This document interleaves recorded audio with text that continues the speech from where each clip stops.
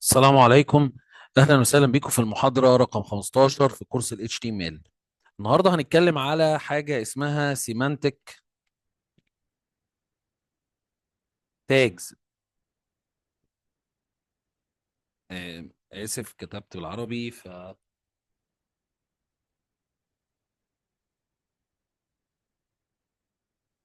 سيمانتكس السيمانتك تاجز دي هي عبارة عن تاجات ليها دلالات، يعني ليها معاني. ودي في منها كذا واحدة، زي مثلا لما اجي اقول له هيدر وادوس انتر كده، معناها ان انا هكتب حاجة في اعلى الصفحة، جاية من كلمة هيد اللي هو رأس. معناها ان انا هكتب حاجة في اعلى الصفحة.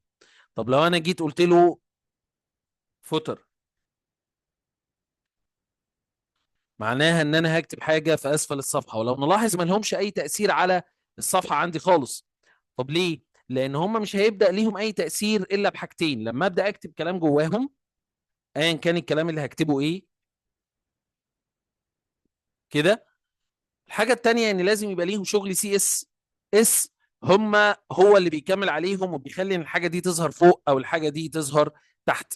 لكن ده بيسهل عليا انا كمبرمج ان انا بعرف ايه اللي مكتوب فوق وايه اللي مكتوب تحت. كمان بيسهل على التيم بتاعي ان هو بيقدر يعرف ويشوف بعينه اجزاء صفحه ال HTML بتاعتي اللي انا عاملها بتتكون من ايه ومركباتها ايه، وايه الحاجات اللي فوق وايه الحاجات اللي تحت.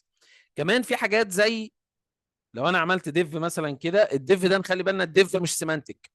هو الديف اختصار لكلمه ديفيجن، بس هو مش تبعهم. يعني الحاجات الاساسيه السيمانتك هنتكلم عليهم دلوقتي، زي حاجه اسمها ارتكل.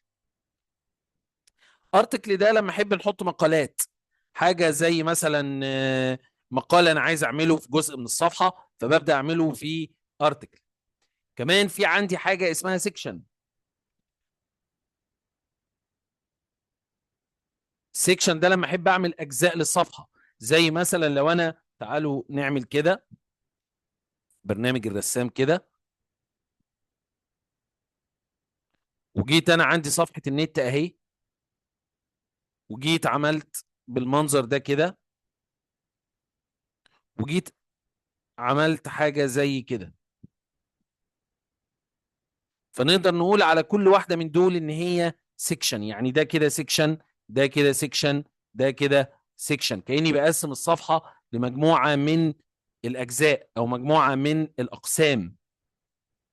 وارجع اقول تاني الحاجات دي ما بتبانش الا لما بنبدا نكتب كلام. رقم واحد، رقم اتنين لازم نعمل CSS. كمان في حاجات زي النيف. لما باجي اعمل كده اقول له اهو كده نيف. نيف اللي هي اختصار لكلمه نيف بار.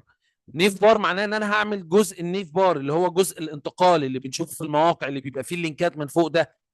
ده غالبا بيتحط جوه الهيدر. تمام. في ناس بتعمل كذا كذا نيف، فممكن يبقى عندهم كده نيف بار كده. كل دي حاجات ليها معاني، ليها دلالات. كمان عندي حاجه اسمها الاسايد. الاسايد دي اللي هو ان احنا نقدر نعمل حاجه زي السايد بار، اللي هي بنلاقي مواقع فيها سايد بار زي كده.